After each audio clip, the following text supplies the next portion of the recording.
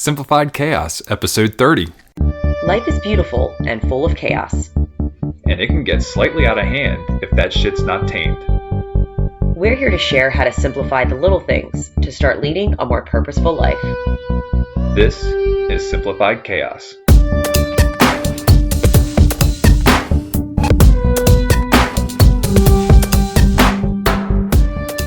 Hey, wonderful friends. Welcome to Simplified Chaos. This is your host, Jillian, and I'm with my husband and handsome co-host, Nicholas. What's going on, folks?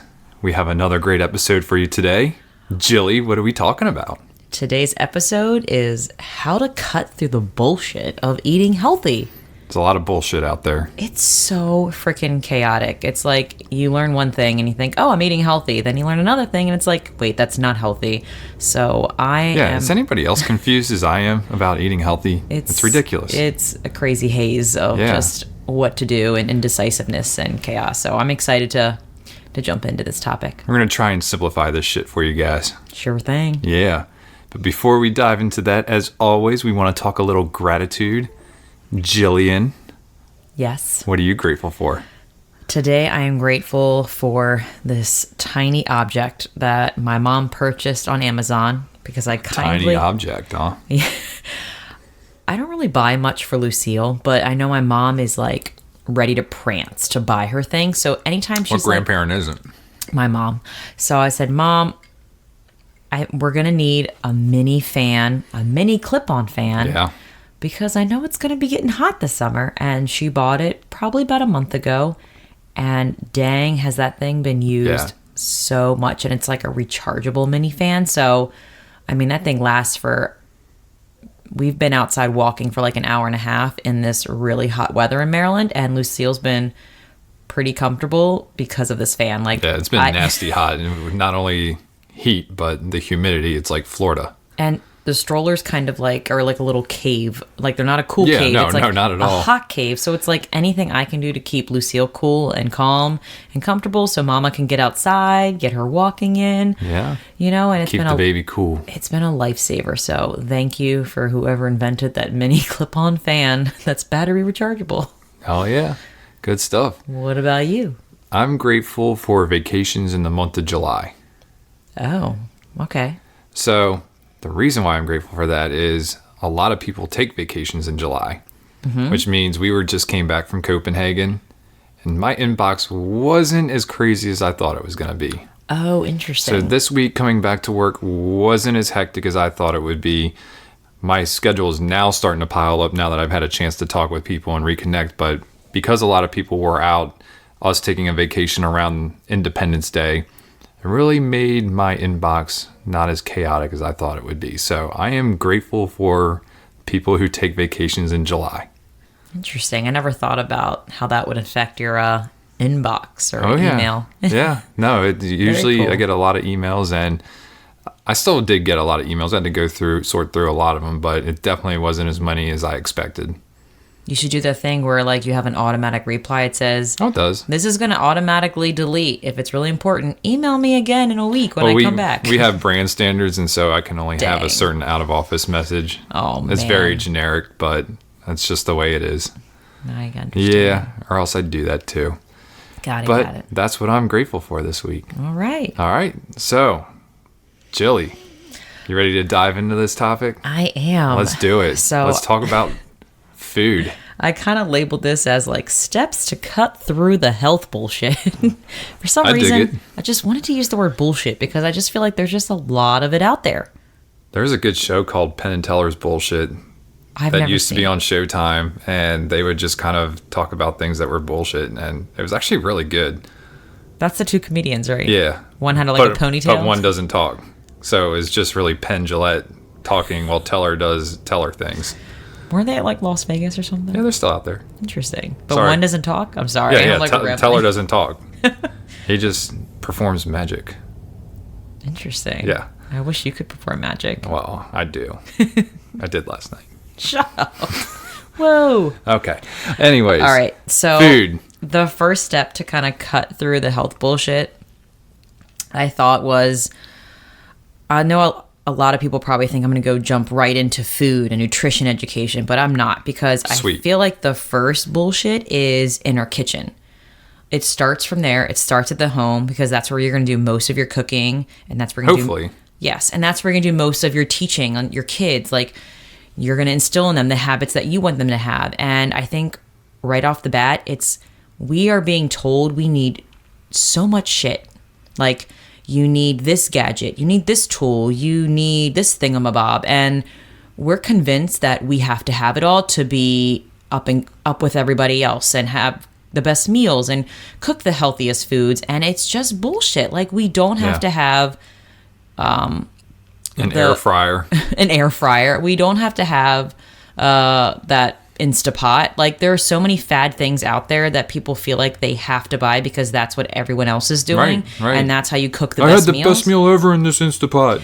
And most of the time, like, I would be in those fads and I'd buy this stuff, and then I bought a spiralizer, and I think I talked about this before on one of our episodes, and I was like, yeah, everyone's spiralizing beets and all kinds of stuff. Zucchini. And I paid like $100 and some for this thing. And I used it once because it was such a pain in the ass to clean. That thing was a pain in the ass. I'm glad we sold it.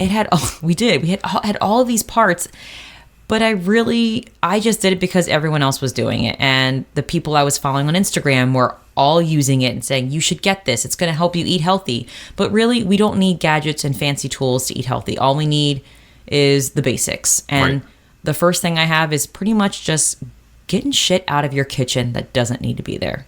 Like, really declutter, clear out the chaos in your kitchen before we even get started.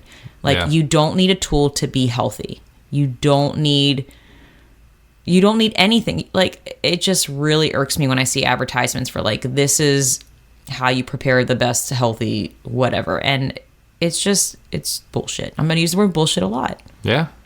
Parental Advisory. Jill is going to be bullshitting a lot. And you definitely, like, match your environment. Like, I feel like you not embrace, but you are a reflection of your environment. So if your kitchen is full of a lot of stuff, and it may look like it's not a lot of stuff because it's in these beautiful, nice cabinets of yours, but really inside all those cabinets is probably chaos, and it's probably like driving you nuts deep inside. Oh, definitely. Like, I don't know about anybody else, but like, ever since we got rid of a lot of crap in our kitchen, I am so much calmer and lighter when I'm cooking, and it makes me want to cook more. Well, and we know where a lot of things are now too. I mean, we had like 18 rolling pins and a bunch of spatulas, but then, we had things that we never used, and there's some things that we used to use a lot now that we might not be using that much anymore, and we probably need to reevaluate whether or not those belong in our kitchen anymore. Yeah, and I think it's progress makes progress. Like, it's never going to be always going to be progress. The perfect kitchen, but it's going to be calmer for me each day. Go in there and say, hey, and I honestly, today I got rid of a pan. I bought this green pan because I thought it was like all the rage, and I got rid of it today. Nice. It was really nice. It was a nonstick pan, and did we ever use it? We did, and then all of a sudden it just stopped working. It, like, everything stuck to it, and I'm like, why am I holding on to this? Talking about that white one? Yes. Oh, yeah. That thing needed to go a long time ago. I know. So finally I was like, but I kept thinking, I spent a lot of money on this pan. I should hold on to it. But I was like, you know what? I'm getting rid of it. That goes back to our Marie Kondo thing. Yeah, I'm letting it go. I'm letting it go, and I'm going to replace it with a pan that works. Yes. That's not going to stick to everything and make me go freaking crazy. Yeah. Absolutely. And that's the thing. Like, we tend to harp on things that we spend a lot of money on and say, well, I can't get rid of this. I can't get rid of this. Well, if it's not working anymore, get rid of it. Yeah. It's probably causing you more problems and more stress and anxiety than anything. And there's going to be sunken costs. That shit pisses me off when the eggs stick to that thing. And it's going to, there's always going to be sunken costs. And if anything, it's a really valuable lesson not to just splurge on things without really thinking about it. Right. So anytime I get rid of something that I paid a lot of money for, I'm thinking, I probably didn't think long enough before I bought this. Right. I probably was an impulse buy. I saw it and said, hey, I need this. It's going to help me eat better. It's going to help me feel better. And most of the time was not the case. Right. So yeah, I thought the first step. Well, that's had how to they do with really get you. I environment. mean, think about like Pampered Chef and stuff like that. Like they get you with these demos and like, oh, these are the sharpest knives in the world. Look, you're going to be cutting tomatoes in no time, and you're going to be eating healthy. And they always have some kind of healthy food that that they bring with you. Smart to do marketing. that. Yeah, it is. I mean, it's just like, hey, look, this knife is going to help you eat healthy, or this nonstick thing is going to help you cook more. And does it really do that? Maybe for a month, and then you just kind of settle back into your old routines. Yeah. So yeah, I thought I really wanted to start first with the environment because I feel like a lot of people have a lot of stuff in their kitchen that they bought thinking it was going to make them a better person, feel better, and chances are you probably used it once or twice and it just sits there because you don't want to clean it, or it's not reasonable for your life. Yeah. All right. And I'll add one more thing before we move on to the next topic. But another thing is it may be there may be so many things in your kitchen that cooking does become too stressful, and then you find yourself eating out more. True. Because you don't want to be in the kitchen. You don't want to cook in the kitchen because there's just too much going on. And I've heard a lot of people say that, like, things on their countertops are like, I don't have any counter space. Like, it drives me nuts. So they're like, I don't want to cook because I have so much stuff on my counters. But it's funny, when you start getting rid of things in your kitchen, your counters magically start having more space too, which we don't have a lot of counter space. We don't. But we do. But now that we have empty cabinets, it's like, hey, we can put the toaster in a cabinet. Yeah. Hey, we can put the salt and pepper shakers that were here in a cabinet because now we have all of this space. Yeah. And even us taking the doors off of some of the cabinets makes things accessible. Like because they're behind a cabinet door, you kind of forget that they're there. But when you have an open cabinet and you can see it there, it's just like, oh, it's no problem to stick it back up in that cabinet. Very true. Yeah. Okay, so the second thing I have Let's to do help it. cut through that bullshit is just stop worrying about what you're eating so much, and when you're going to the store, just focus on fresh. That's it. Focus on fresh and less packaging, and that's it. I feel like there's so many things people are worried about when they buy packaged foods. I think buying more packaged foods causes stress because you have to look at the brand, you have to read the labels, you have to see what the ingredients are, and then you have to decide, is this company trying to fake me out or not? Because there are so many companies out there they are. that put words like, all natural or farm fresh, and they know exactly what to put those words. 100% juice. No, it's not. They know exactly what buzzwords to put on packaging to make you want to buy it. And I feel like that's stress in itself, trying to dissect and say, is this healthy? Is this legit? Or their marketing or their advertising just so good that it's completely fooling me into, wanting to buy this. So I feel like if you just focus on buying more produce and more fresh food, it kind of helps cut through that bullshit altogether. Yeah, if that shit lasts for 6 months to 2 years in a pantry, then it's probably not good for you. It's full of preservatives, and whatever's preserving it is not healthy. So you actually want to buy stuff that basically goes bad really quickly. And I know we have things in our pantry like beans and tomatoes. I mean, I'm not saying you can't buy that stuff. No, but I think it's important to do the digging. Like, if there are brands that sell packaged goods, and I do buy packaged goods, but there are specific brands that I always buy because I did the digging. Right. I did the research. I found out about the company. I find out where the food comes from. And I think that's important to do because it even shows, if you have kids, that like, listen, I don't just take things for face value. If I'm going to buy something and it's actually going in my body, which I only have one, I'm going to take care of it. Yeah. I have to be responsible. You're showing kids that I'm going to take the responsibility and do the research before I consume it. And I think that's important to show the younger generation that. I mean, we do the same thing with appliances and stuff like that. I mean, a lot of people go to Consumer Reports or read reviews about certain appliances before they buy them. But that's an appliance. I feel like we're a lot talking of people about don't stuff do that we put in with our food. body. Yeah. And isn't it funny that more people do it with things that we don't put in our body than things Well, that it's we because do we put can, in our body? we look at it and we think of food as $1 here, $5 here, $10 here. But when you think about all the money you spend on food in a year, it's going to be more than what your refrigerator costs, what your stove costs, what your dishwasher costs. Any appliance, you're not spending any amount of money close to what you're spending on food and what you're putting in your body a year. Yeah. So I just want to put it out there that I think I know a lot of people say ignorance is bliss, but I think ignorance is not bliss when it comes to food. Like, it's going in your body. It directly it directly relates to your attitude, your health, your happiness, your overall just attitude towards life. Yeah, and I feel like your it's physical, something that mental, holistic well-being. I feel like so many people just look at food as it's another thing I have to do and it takes time. But seriously, if there are packaged foods that you want to buy, like, buy it, but then do the digging just to really see where the company's from. And once and it sounds like it's time consuming, but once you find those core companies that you trust, and I even have a blog post that I'll put in the show notes, just about healthy shortcuts and just brands that I trust. I feel like once you find those, it makes it so much easier when you go to the store and pick out things. Right, you know exactly what you're looking for. I know where this company stands for. I trust the ingredients, and I'm going to continue buying it. So I think it's important that overall just focus on fresh and less packaged. But if you buy the package, just take the time to do the digging. Exactly. All right, you ready for the next one? Yeah. We're just swimming along. We are swimming. It's hot. It's a little sticky. It's a little hot in these rhinos.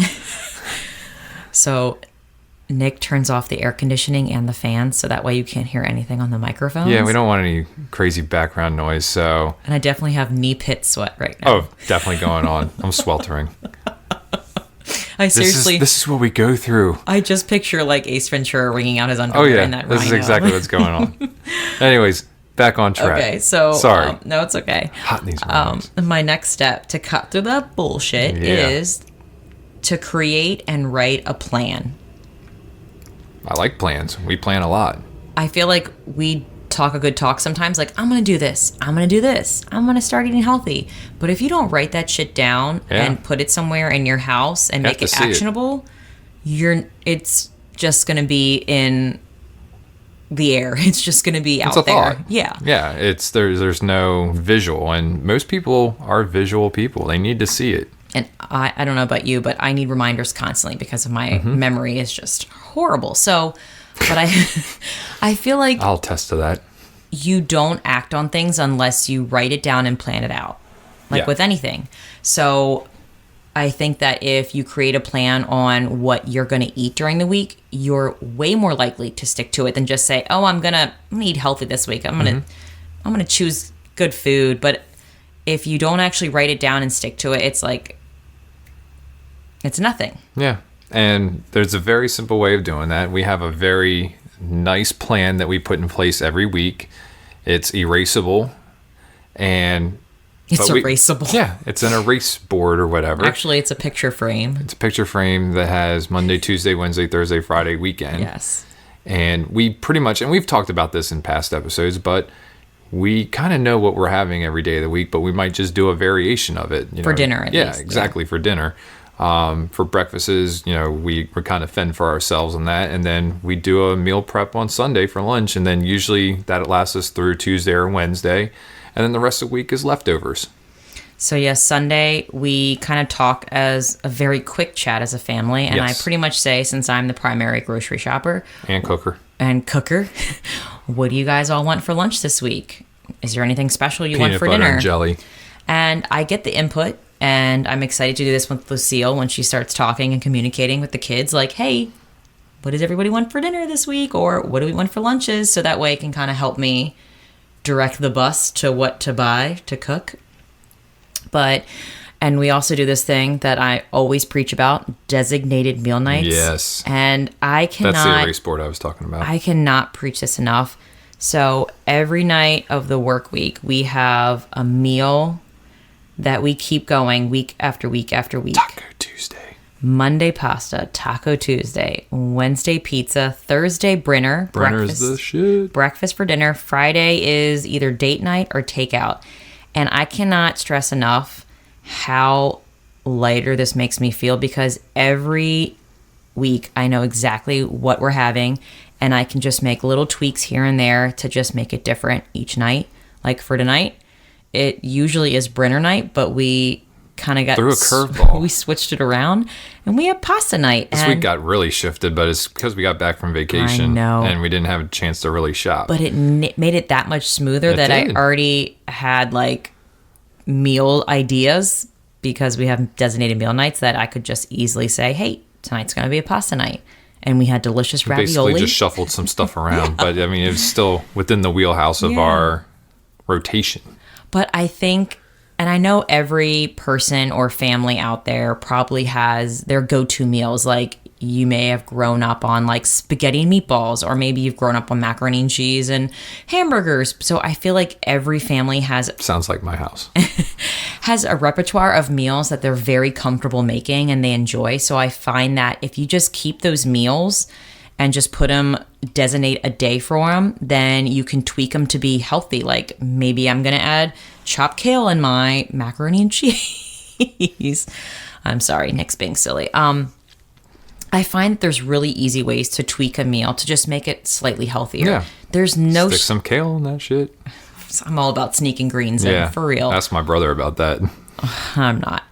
But anyway, so I find that just making a plan and getting the input of your family or whoever you're living with and just putting a visual somewhere in your home, it makes it that much easier to stay on track and just to eat healthier. Because I find that even if you're not making the healthiest meal, but you're cooking it, that's way better than going out to me sometimes. Definitely. Because this is on a different tangent. I'm not going to talk about the different types of oils, but usually at restaurants, the oils they cook food in is not the best. So chances are you're probably better off cooking some really decadent meal at home versus going out. So I give you props if you're just even cooking at home. Well, and cooking at home doesn't have to be complicated either. And I think that's another deterrent from a lot of people is that they think that cooking a meal is going to take them an hour and a half, 2 hours. And it doesn't have to be like that. When you find meals that your family likes to eat and you just make different adjustments to them, it becomes very easy to do that. Because you practice all exactly, the time. You're practicing, so you get it down, you have a rhythm, and it's just that much easier. And, it doesn't have to be complicated. And another advantage to having similar meals week after week after week and tweaking them is that if you have kids, they start to learn the recipe and they start to learn how to make it. And it makes them more independent for when they have to start cooking, and it involves them more. Yeah, Lucille's going to start cooking it too. That would be a dream. Yeah. But I feel like now I'm thinking more on like how our rhythms and routines and our plans that we're ultimately creating and having a visual of, like Lucille's going to be easily able to do and help out because we're practicing them every week. Yeah, and she's taking it in right now. Everything that we do. I mean, she's got her own little dustpan and broom now because she loves watching us do that. Loves watching us sweep up stuff. Her favorite toys are the utensils and things that we use. So it's pretty cool to watch. Definitely. All right, you ready for the next step? Let's do it. Stop overwhelming yourself by trying to do everything that you read in the health industry. And when I say health industry, I mostly mean on social media. Yes. Because there are so many fads and buzzwords out there like keto, paleo, no carb. There are so many crazy diets out there, and to each their own. You may find one that works for you. Right. But I find that more people are confused about how to eat when new things get reintroduced. And they might not even be new things. It's just something that was always out there, but now they're being reintroduced back into the cycle of things, and they're like trying to reintroduce it like it's brand new. But I find that if you just, I think almost putting blinders on social media, so maybe even following less people, like picking 2 to 3 food bloggers that you really trust. Right. So it's not so overwhelming with choices. And I think it's important to find food bloggers or people that are in the food industry that are also maybe perhaps in the same season of life you're in. Like, for example, like let's just say you had a baby. Like, for example, for me, well, I didn't just have a baby. I mean, she's 13 months, but I feel like I just had a baby. Yeah. I find that if you find people who are in the same season of life with you, who have a baby, it becomes more authentic, and you can relate to them more, and it's more reasonable for your lifestyle. So you're not feeling guilty, or you're not comparing yourself to these elaborate meals or these, I guess, the advice they put out there, like try this diet, try this diet. Honestly, anybody who puts out there about a keto diet or any of that, it's like, I usually stop following them because I think when you follow those fad diets, how long do you actually keep on them? Now, there are some people who will do Weight Watchers and stuff like that, and they'll do it for years. But most of those keto diets, no carb diets, they last maybe a month, sometimes up to 6 months or whatever, and then you get back onto your old habits, and then boom, and you've lost any momentum that you had. And I think the word diet is such a, I don't know, it's a difficult word, because you want to have a healthy diet, and your diet is what you eat every day. But then we use the term diet, and again, it goes back to the fads. You think about losing weight. Yeah, you think about losing weight, and it's not really about that. I mean, you have to practice your diet all the time. And we've done a really good job of keeping those staple foods in our house, so that we are eating good, healthy foods, and we're not gaining and losing absorbent amount of weights. We maintain our weight because we know. Honestly, I don't step on the scale at all. I don't either, so but I don't know, I feel good. I feel great. Yeah, I feel energized. That's another thing. Like, I don't judge my health by my weight or a number or the size pants I wear. I judge it by how I feel, my energy levels. This is the first time the dogs are on the podcast, if anybody can hear them in the background. Oh, sorry about that. But yeah, no, I base my days on how I feel, and most days I feel great. And I play softball on Sunday nights, and I know for a lot of people it's really difficult getting up Monday morning feeling sore, but I don't feel that. And the older I've gotten, it actually has not gotten worse. I mean, back in my late 20s, early 30s, I wasn't eating very healthy, and the next morning after softball was kind of brutal. Really? Yeah. But now that I've got, good healthy greens in my diet, thanks to you making sure that I eat them. Try my best. I feel great, and I don't have to worry about stepping on a scale. Yeah, and I didn't even put this in there, but I think just cutting through the bullshit of eating healthy is like not evaluating your health by a number, evaluating your health by how you feel. And I'm pretty sure we've said this before in a previous podcast, but always go by how you feel. And usually if you're making the inside feel great, the outside's going to be great too. Absolutely. And I had these things, just doing these two things, I find that will just help you stay on the right track with just eating as just good food. So the first thing is just eat as close to real foods as possible, listen to your body, and repeat it. Eat as close to good foods. Simple. Listen to your body, repeat. And I feel like listen to your body is the hardest part. It really is. Because you have to be very mindful and really like stop and say, hey, like I ate this, it was really good in the moment, but now like I feel like shit. I have horrible diarrhea, which is not normal, by the way. No, so it's not. I probably shouldn't repeat that because my body's saying, hey, this is not okay. So I find that a lot of people may have issues with, and I'm just going to say it, with IBS or any of that, and it's not normal. So I think it's really important that you listen to your body because you may be eating quote unquote something healthy and your body may be rejecting it. And a lot of people will remember things when they write it down. So if you feel like shit after a meal or you're having issues after a meal, write it down and reflect on that and say, hey, listen, maybe I shouldn't order this food or maybe I shouldn't cook this the next time. And I also think it's good to remember that honestly, eating healthy is always going to be an experiment. Yes. Because our bodies are constantly changing. Yes. What we eat today may not agree with us tomorrow. So just be flexible and know that everything's going to be trial and error. Like it may be really well, your body may really like this food for the first year, or it may not like it anymore. So I find that more than ever, it's important to, when you even see social media posts, that stop comparing your diet to someone else's diet because everybody is different. Exactly. And you need carbs. That no carb, I don't know, that no carb diet just drives me nuts. I think they mean to say like no grains, and we associate grains as the only way we get carbs, but there's carbs in almost anything we eat, and carbs are our energy. I don't know, I'm going off on a tangent here, but it's that okay. just Everybody's different. The carb thing just drives me nuts. It's like, oh, you're eating carbs. I'm like, of course I'm eating carbs. That's my energy. That's what I mean, cutting through the bullshit. Like, stay in your It's own like, lane. really? Stay in your own lane. My body is not your body, so I'm going to do what's right for me. But guys, you need carbohydrates. You need fats. You need protein. The big three. All right.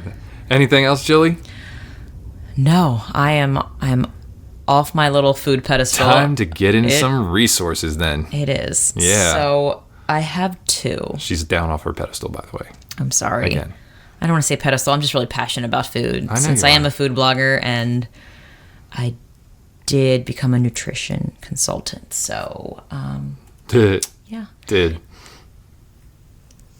Resources.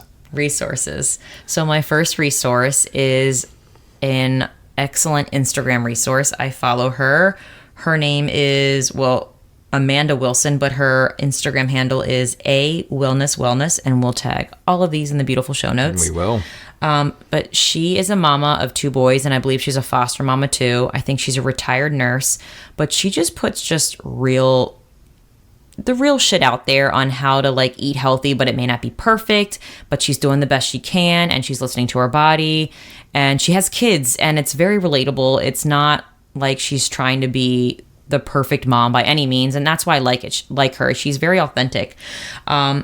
She has a really good resource on her website. It's a meal assessment tool, and I enjoy it because on her meal assessment tool, it has you got like taking inventory first of what you have. Okay. So like on the document, it says like, what do you have in your pantry? What do you have in your fridge? So I like that she looks at what you have first before just going out and buy chia seeds, buy superfoods. Right. It's like, just look at what you have now and see how you can use it.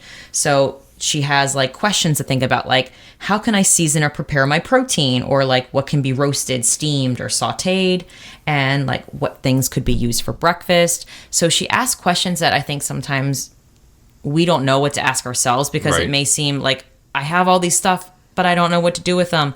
So I find that if cooking is very chaotic to you and you don't know what to do with a lot of ingredients, her meal assessment tool is something that could really help you streamline just getting food on the table, doing the best you can, and it's probably going to be healthy. That's pretty freaking cool.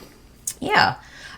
So we will put her in there. We will. And my next resource is a blog post. Is it yours? It's not mine. All right. But this is called The Paradox of Choice: How Less Freedom Makes Us Happier. And you're probably like, I don't understand this, Jill. Yeah. I'm This trying is to see by where you're going to go with this. Dean Yeong, and I don't know if I'm pronouncing his name right, but anyway, he wrote a blog post, and it talked about kind of the negative side of more freedom. And I find that because there's so many choices out there with diets and food and brands and just all of the stuff related to health, that it can be very difficult to decide what to do. So he kind of talks about in the blog post that I'm not suggesting that more choice and freedom are bad for us. There is no argument regarding how having more choice changes our world positively. We all have experienced the feeling of happiness that comes with increased freedom. So let's dive into the negative impact that more choice creates in our lives. And I think a lot of us think of, oh, freedom, it's equals happiness, but there is absolutely stress in having too many choices. And he has 2 negative things about having too many choices. And I think about this with food. Too many choices result in procrastination and paralysis. So the more choice we have, the harder it is for us to choose. And a lot of people just simply walk away due to difficulty of making a decision. So some people get so fed up with deciding what's healthy that they immediately might go to McDonald's or go to Burger King because they're overwhelmed. I recently read an article about a therapist who is talking about the millennials and even I think the Gen Zers who are coming to see her. And she said the biggest thing that they keep talking about is having too many choices and worrying about making the wrong choice. Like that's the number one reason why people are anxious or depressed or stressed out, is because there are too many choices. I mean, just look at how many choices are shown to us on Instagram or anywhere we go online these days. I mean, there's an advertisement in your face all the freaking time. And so we're overwhelmed with choice, and you can't possibly research everything. So you have to really kind of narrow it down and just, like we do, get a couple basics and then, roll with it, make variations on it. But we know exactly what's in our food because we've simplified it. Just simplified the chaos. Hey, that sounds familiar.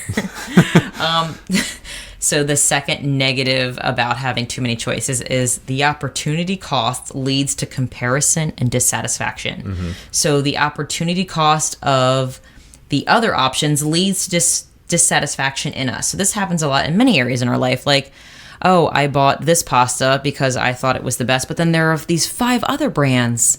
So now I feel like I missed out because I should have gotten that brand over this brand. So it's so freaking chaotic with all of the stuff out there. So I find that once you find a brand that you like, and I mean, they could change, but just do the digging on like a few brands and just consistently buy them. And if, you know, something changes, then do some more digging. But I find that with anything that goes in our body, again, just like do the extra digging and then just stick to the few brands that you trust. But again, go back to buy fresh more over package and your life will be a lot happier. There you go.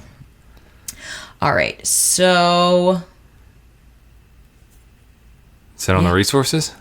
Yeah. Time for the quote of the day. Yeah. Sorry. Every time I like click on this scrolling thing on Google Docs, it like always goes back up. And I'm like, dang it. Man. I gotta find the scrolly thingy. I'm talking so professional. You are. Thingy. Okay. The scroll bar. Scroll bar. Okay. So the quote is actually from that blog post. Cool. And I'm going to read it now. It's really hot in here, honey. Yeah. I feel like we're in a sauna. We are. Okay. More. You ready? Speaking of the microphone. Like this? Yeah. Ooh, baby. Oh, yeah. Okay. Quote of the day. More choice does lead to more happiness up to a certain point, but it's never linear. After a certain point, it's clear that given increasing choices, we become more miserable. I believe it. I absolutely believe it. Just based on what we just talked about. So your take action. What do you think your take action is, honey? Do more with less. Yeah, absolutely. You don't have to have it all, do it all to be healthy, guys. Yeah. Stick to fresh. Follow less people on social media. Follow the people who align with your values. Exactly. Yeah. So that's all we have for you guys this week. If you like this episode, make sure to share it with your friends on social media. Give us a good review. Otherwise, we loved hanging out with you today. Sure and did. We will talk to you again next week. See you later, guys. We want to thank everybody for listening today. Please be sure to subscribe and sign up to receive notifications so you know when the next episode is live. If you like today's episode and know someone who could benefit from the topic we covered, please share it with them. And if you have any suggestions for us and want to chime in on today's topic, you can email us at simplifiedchaospodcast@gmail.com, and that's chaos with a K, or send us a comment on Facebook, Twitter, or Instagram. Thanks again for listening, and we will see you next time.